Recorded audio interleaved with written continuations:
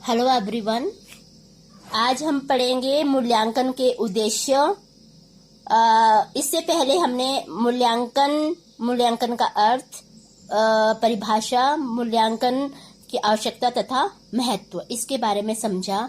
जो ये मैं पढ़ा रही हूँ ये डीएलएड के लिए हिंदी शिक्षण, टीचिंग ऑफ हिंदी। तो शुरू करते हैं मूल्यांकन के उद्देश्य। किसी भी कार्य की सफलता उसके मूल्यांकन से ही आंकी जा सकती है। शिक्षण एक त्रिध्रुवीय प्रक्रिया है, मैंने आपको पहले भी समझाया है। सर्वप्रथम शिक्षा के उद्देश्य निर्धारित किए जाते हैं और उन उद्देश्यों की संप्राप्ति के लिए शिक्षण अनुभव प्रदान किए जाते हैं।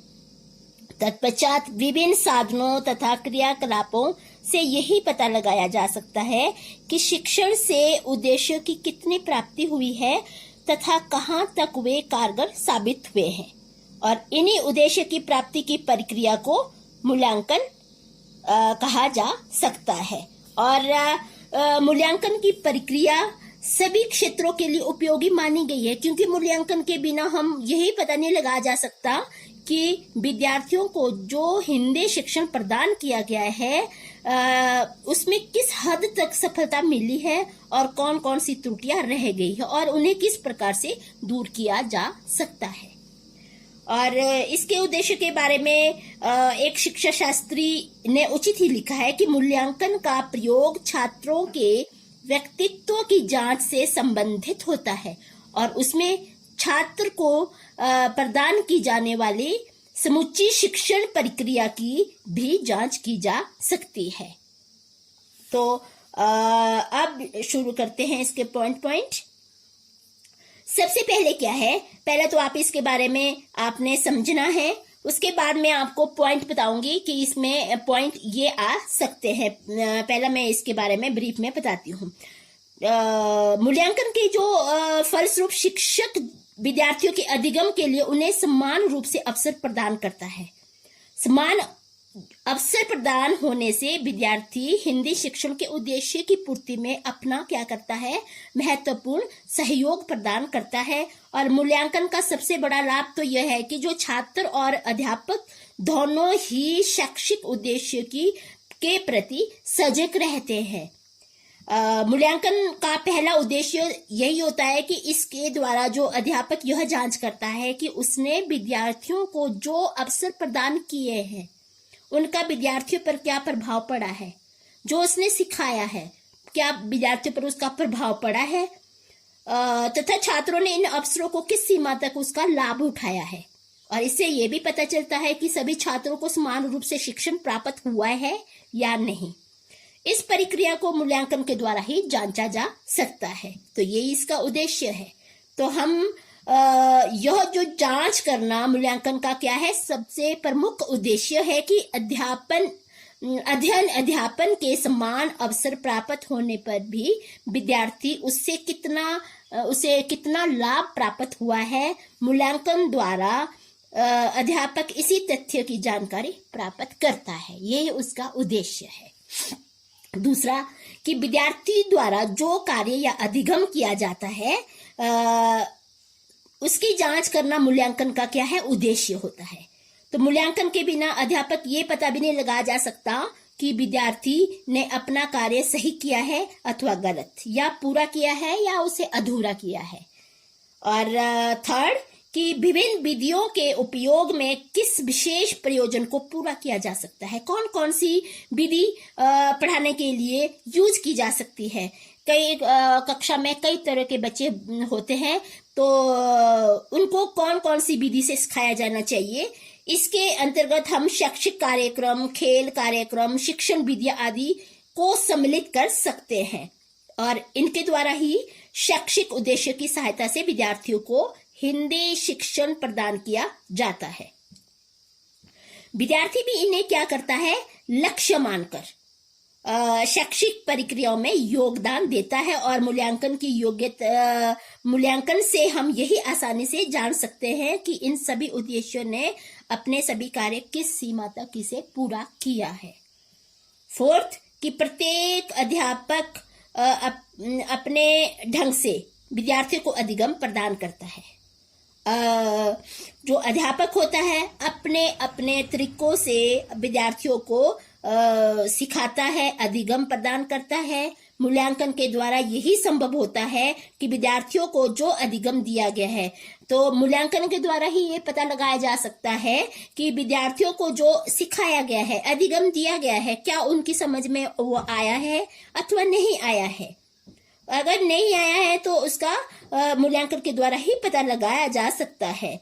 तो इस प्रकार यही पता लगाया जा सकता है कि विद्यार्थी उस अधिगम से वो लाभ उठा रहा है या नहीं उठा रहा है, क्योंकि जो अध्यापक पढ़ा रहा है कैसे पता चलेगा कि इस बच्चे को समझ आया है, इस विद्यार्थी को समझ आया है कि नहीं आ रहा है समझ। तो वो क्या होगा, वो मूल्यांकन के द्वारा ही उसका पता लगाया जा सकता है। जो अध्यापक इन बातों की ओर ध्यान नहीं देते हैं कि उनका शिक्षण अधूरा रहता है, तो जो ऐसे यदि शिक्षक योग्य व प्रतिभा संपन्न है तो वह समय समय पर विद्यार्थियों द्वारा दिए जाने वाले कार्यों का मूल्यांकन करता रहेगा।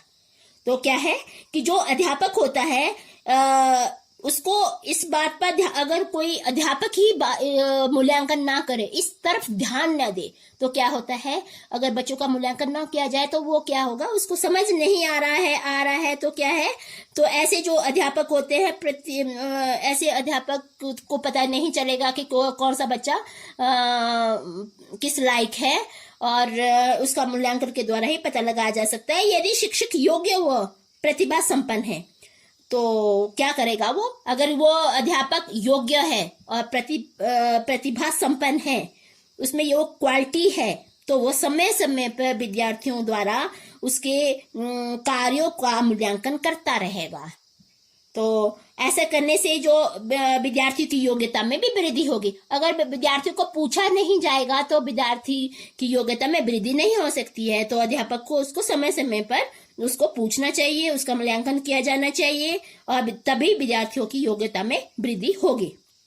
और ये मूल्यांकन द्वारा ही शिक्षकों की योग्यता और कुशलताओं की जांच की जा सकती है। तो किसके, शिक्षकों की भी जांच इसके मूल्यांकन के द्वारा ही की जा सकती है कि, और जो विद्यार्थी है उसकी जांच भी इसके साथ ही मूल्यांकन के द्वारा ही की जा सकती है। तो मूल्यांकन की सहायता से हम पाठ्यक्रम तथा शिक्षण प्रणाली में भी सुधार ला सकते हैं। तो जैसे देखने में भी आया है कि कई बार पाठ्यक्रम और शिक्षण प्रणाली बच्चों के मानसिक स्तर के अनुकूल नहीं होती है। तो जिस तरह से मैंने आपको पहले भी बताया है कि अगर पाठ्यक्रम उनके अनुकूल नहीं होगा तो क्या होगा, तो उन्हें उसको पाठ्यक्रम, अगर वो पहली क्लास का बच्चा है और उसको पाठ्यक्रम लगा है 5वीं क्लास का, तो क्या होगा, उसको समझ नहीं आएगा। तो इसका दुष्परिणाम यही होता है कि विद्यार्थी सही ढंग से अधिगम नहीं कर पाएगा, सीख नहीं पाएगा।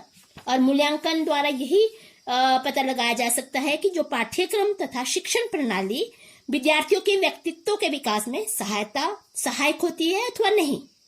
यदि उत्तर नकारात्मक निकलता है तो हम पाठ्यक्रम के साथ साथ शिक्षण प्रणाली को भी बदलने में प्रयास करते हैं।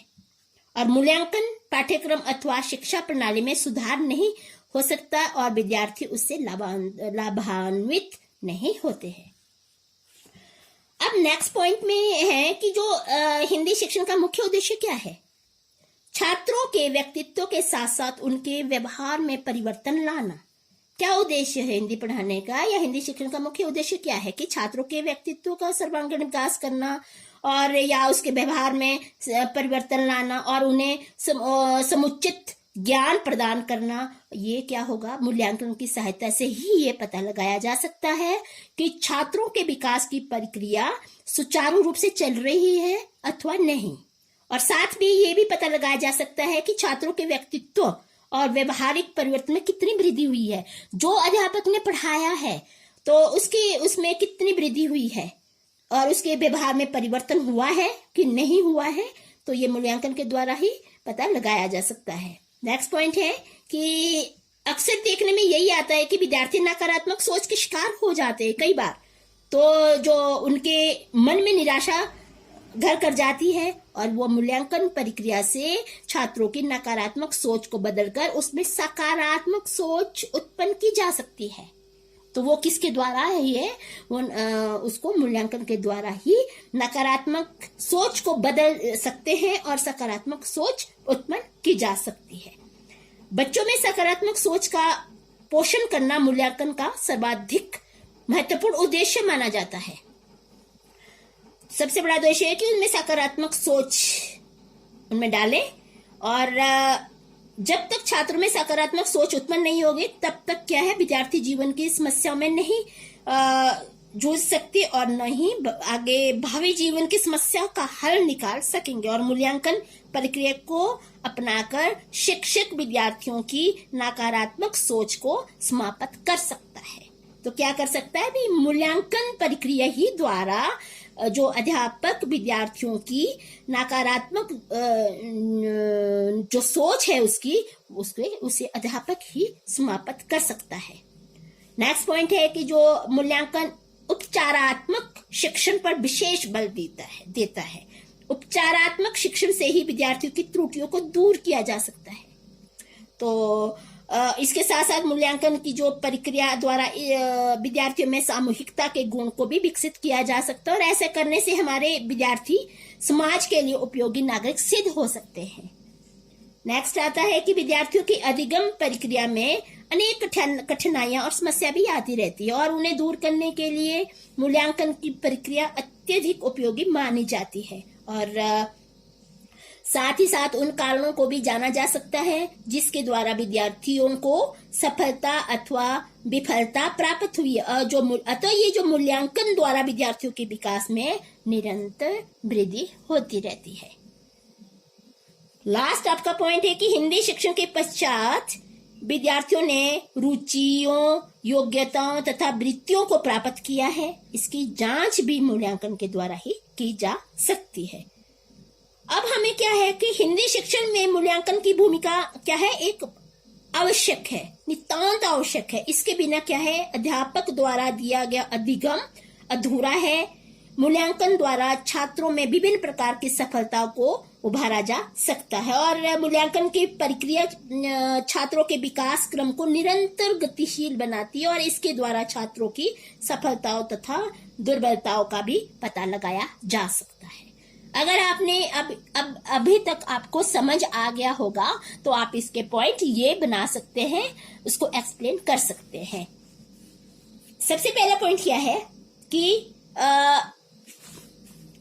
बालक, जो मैंने आपको ये पहले भी समझाया, बालक छात्र की उपलब्धि स्तर में सुधार करना। दूसरा जो भी मैंने आपको ये पहले पॉइंट समझा दिया कि बालक या जो विद्यार्थी है या छात्र है की उपलब्धि स्तर में सुधार करना। दूसरा क्या है, छात्रों के कार्यों का मूल्यांकन या परीक्षण। तीसरा क्या है, प्रचलित परीक्षा प्रणाली में सुधार करना। फोर्थ है, उत्तम ढंग से सीखने के लिए प्रोत्साहित करना। फिफ्थ है, बालक के व्यवहार संबंधी परिवर्तनों की जांच करना। सिक्स है, बालक की कठिनाइयों, कमियों एवं गुणों को जानने में सहायता प्रदान करना। 7 है, शिक्षकों, शिक्षण विधियों, पाठ्य वस्तु एवं पाठ्यक्रम, पुस्तकों आदि की उपयुक्तता की जांच करना। 8 है, निर्देशन के लिए अवसर प्रदान करना। 9 है, निर्देश या अध्यापन में सुधार करने के लिए अग्रसर करना। 10 है, व्यक्तित्व एवं चारित्रिक विकास हेतु योगदान देना। 11 है, छात्रों का शारीरिक, मानसिक, सामाजिक विकास करना। 12 है, शैक्षिक उपलब्धि का आंकलन करना। 13 है, परीक्षाओं की विश्वसनीयता को बनाना।